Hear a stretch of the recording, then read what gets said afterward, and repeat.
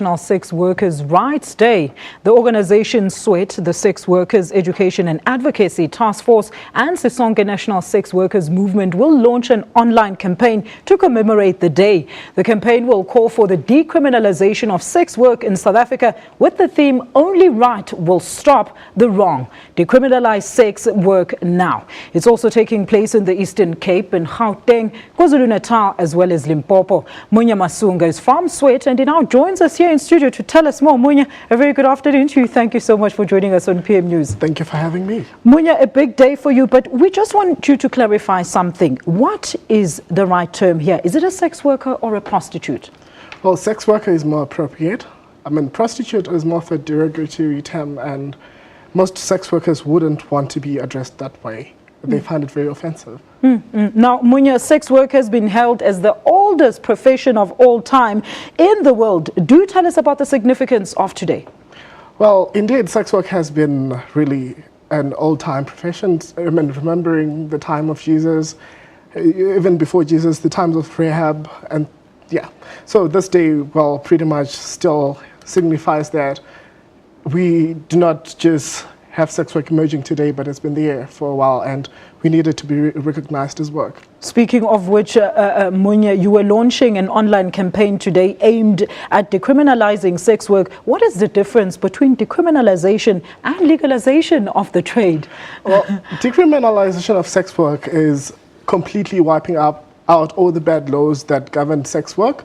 That means everybody in the sex work industry, be it the sex worker or the buyer, are free from being labeled as a criminal. Whereas, yeah, as legalization, there's a lot of monitoring there, and, you know, most sex workers wouldn't want to be monitored or told where to stand or how to commence the trade, or maybe have, you know, health checkups imposed on them. That's what legalization implies. All right. Now, Munya, sex workers have seen continued abuse at the hands of police and sometimes just people in general. How far are the rights groups in dealing with that, specifically the criminal justice system's failure to prosecute the perpetrators against the sex workers? Well, in this case, sex workers are always the, well, demons, as they want to call it. So as much as we still have the criminalization of sex work in place, most people get away with victimizing sex workers, and yeah.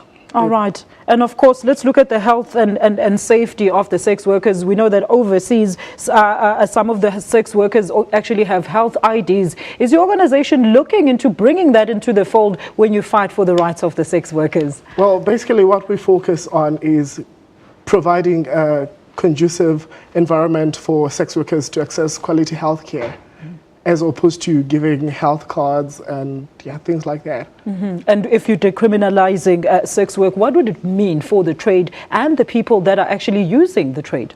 Well, that would mean, okay, it does not completely eradicate stigma or discrimination. People will always be people, but at some point it will enlighten people and minimize at least stigma, and that means also free access to services, including the police, and also, cases will be brought to the table, and it's total emancipation to the industry. Emancipation of the stigma, because some people don't necessarily stand on the street to make money through sex, but you know, the stigma actually falls with the people that stand on the street. Munya, thank you so much, and best of luck with your campaign. Thank you, it's a pleasure. Well, that was Munya Masunga, who is the coordinator for the SWET, which is a human rights-based non-profit organization that advocates for the recognition of sex workers' rights as human beings. We'll be back with